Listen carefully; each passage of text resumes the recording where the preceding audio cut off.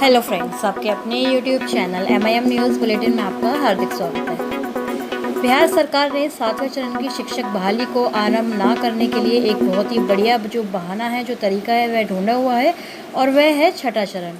जी हाँ, छठे चरण में नियुक्ति का एक और अवसर जो है सरकार शिक्षक अभ्यर्थियों को देना चाह रही है। और कल परसों ही हमने आपको ये खबरें बताई थी अपनी वीडियोज़ के माध्यम से कि एक बार फिर से जो शेड्यूल है माध्यमिक, +2, हाई स्कूल और प्रारंभिक सभी के लिए निकाला जाएगा।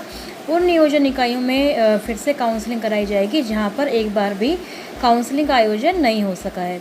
और कल ही ये अपडेट भी आई थी कि इसी सप्ताह के अंदर ये शेड्यूल जारी कर दिया जाएगा ताकि नवंबर के महीने तक ये सारी प्रक्रियाएं समाप्त हो सकें। लेकिन आज जो खबरें आई हैं उसमें ये कहीं से भी नहीं लग रहा कि इसी सप्ताह शेड्यूल आएगा।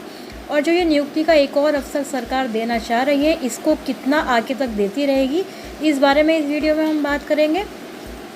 साथ ही जो माध्यमिक के लिए नियमावली 80-20 वाली फॉलो की जाएगी या फिर वही 60-40 वाली जो रेशो नियमावली हमने प्रारंभिक के लिए देखी थी वही जारी होगी। और 15 सितंबर तक ही क्या, यानी कल तक ही ये नियमावली जारी होने वाली है। तो सारी ही चर्चाएं इस वीडियो में हम करने वाले हैं। 7 फेज़ की, 6 फेज़ की सारी अपडेट्स आपको देने वाले हैं।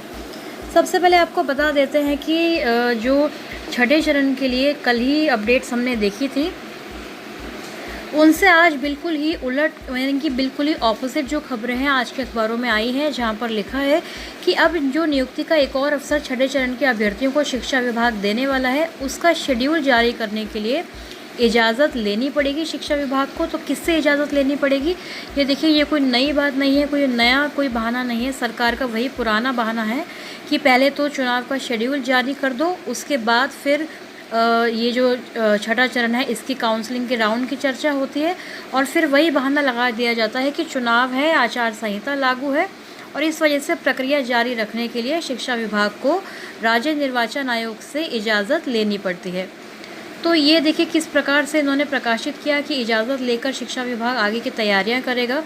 वैसे नगर निकाय व जिला परिषद नियोजन इकाइयाँ जहां 6 फेज़ के तहत नियुक्ति की प्रक्रिया किसी न किसी स्टेज पर बाधित है, वहां शिक्षा विभाग नियुक्ति का एक और अवसर अभ्यर्थियों को देने वाला है।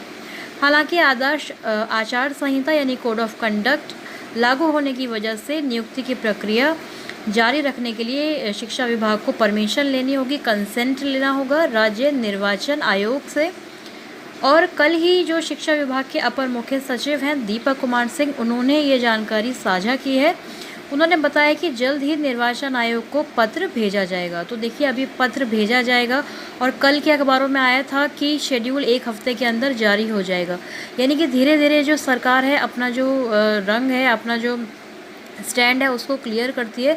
कल ही ये चीज़ इन्होंने क्यों नहीं बताई कि हम परमिशन लेंगे? कल तो ये आया था, प्रकाशित हुआ था अखबारों में, और अखबारों में ऐसे ही प्रकाशित नहीं होता है। ये लोग जाकर पूछते हैं शिक्षा विभाग में क्या चल रहा है, सरकार क्या कह रही है, क्या रिस्पॉन्स दे रही है, उसी हिसाब से अखबारों में आता है। तो कल तो इन्होंने ये कहा कि हम एक हफ्ते में शेड्यूल निकाल देंगे, फिर नवंबर तक प्रक्रिया को बिल्कुल क्लोज़ कर देंगे। और आज ये बात हो रही है कि नियुक्ति के अवसर देने के लिए इनको परमिशन लेनी होगी, क्योंकि अभी आदर्श आचार संहिता लगी हुई है। तो ऐसी नियोजन इकाइयों में तो अभ्यर्थियों को फ़ायदा है जहाँ पर काउंसलिंग नहीं हुई थी। पटना, सारण, बहुत सारे ज़िलों में जिला परिषद में नहीं हो पाई थी। तो ये उनके लिए तो फ़ायदा है। लेकिन देखिए, सरकार 6 फेज़ को बिल्कुल मतलब लाइफ लॉन्ग चलाने की सोचती है और इसी वजह से ये 7वें चरण की बहाली का अब कोई पूछेगा ही नहीं, क्योंकि इनके पास बहाना फिर से वही मिल गया कि छठा चरण जाएगा तो तभी 7वां चरण आएगा। छठे चरण की बात करें तो आप लोग ये भी जानते हैं कि 7 फेज़ में कह सकते हैं या फिर 6 फेज़ के तहत ही शारीरिक शिक्षकों की बहाली जो है हुई है। उसमें से भी 6100 पदों पर अभी तक अभ्यर्थी इनको नहीं मिल पाए हैं।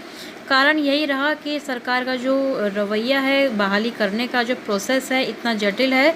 दूसरा, इनकी जो सैलरी है फिज़िकल टीचर्स की इतनी संतोषजनक नहीं है कि इनकी बहाली जो अभ्यर्थी हैं वह जाकर यहाँ पर ज्वाइन कर सके।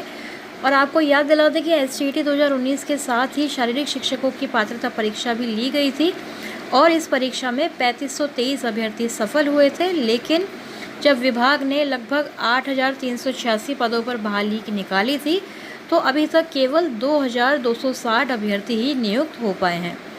तो अभी इस 1265 अनुदेशक जो हैं और बहाल किए जा सकते हैं, इसकी जानकारी भी अपर मुख्य सचिव दीपक कुमार सिंह ने दी है और इसका भी एक और शेड्यूल ये निकालेंगे। तो एक और शेड्यूल इनके लिए भी निकाला जाएगा, लेकिन कब निकाला जाएगा क्योंकि कोड ऑफ कंडक्ट लगा हुआ है। वहीं दूसरी तरफ अखबारों में 54,000 पद भी मंजूर हुए। ये जो न्यूज़पेपर कटिंग है ये भी आज के तमाम अखबारों में इस तरह की खबरें आई हैं, वायरल है सोशल मीडिया पर कि शिक्षक व प्रयोगशाला सहायकों के पदों का नियुक्ति जल्द ही किया जाएगा। 54,000 शिक्षक व प्रयोगशाला सहायक नियुक्त किए जाएंगे और लगभग 7,360 कंप्यूटर शिक्षकों के पद +2 स्कूलों में बहाल होंगे।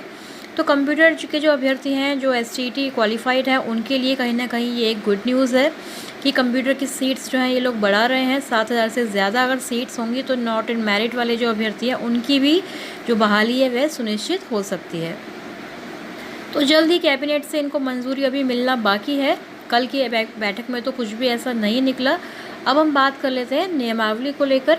तो देखिए नियमावली की इस तरह की खबरें जो हैं चल रही हैं सूत्रों के हवाले से कि 15 सितंबर को यानी कल के दिन ये जो नियमावली है जारी हो सकती है और प्रारंभिक के लिए तो 60:40 का रेशो रखा गया है। वहीं जो माध्यमिक की अगर बात करें तो उसमें अभी भी संशय बना हुआ है क्योंकि लगातार यही चर्चा चल रही है कि STET अभ्यर्थियों की समस्या को सुलझाने के लिए एक तरह से हम कह सकते हैं सरकार 80-20 वाला जो रेशो है वह रख सकती है। TET मार्क्स को ज़्यादा कंसिडर करते हुए 80:20 यानी कि 80-20 की जो नियमावली है उसको लागू कर सकती है किसी हद तक। तो ये क्या होगा कि STET उत्तीर्ण अभ्यर्थियों के साथ थोड़ा बहुत जो है जस्टिस हो सकता है जो मेरिट लिस्ट वाले अभ्यर्थी हैं। लेकिन कुछ लोगों का ये भी कहना है कि जो प्रारंभिक के लिए नियमावली आएगी वही माध्यमिक के लिए भी होगी, यानी 60% 40% वाला जो रेशो है वही प्रारंभिक के साथ साथ माध्यमिक यानी और उच्च माध्यमिक के लिए भी लागू किया जाएगा। तो हो सकता है कि सरकार के द्वारा कल 15 सितंबर को ये जो चीज़ें हैं जो नियमावली है उसको जारी कर दिया जाए। जो ड्राफ्ट हमने देखा था, जो प्रारूप आया था नियमावली का, उसी को फाइनल सहमति देते हुए सैंक्शन कर दिया जाए या फिर नियमावली 2020 से बहाली होगी। कुछ भी अभी क्लियर नहीं हो पा रहा है 7वें चरण को लेकर। लेकिन जब नियमावली का एक फॉर्मेट एक प्रारूप सामने आया था तो ज़्यादातर उम्मीद यही है कि 7वें चरण में नियमावली 2022 बनाई जा रही है। कुछ ना कुछ चेंजेस जो हैं व्यापक तौर पर किए जा रहे हैं।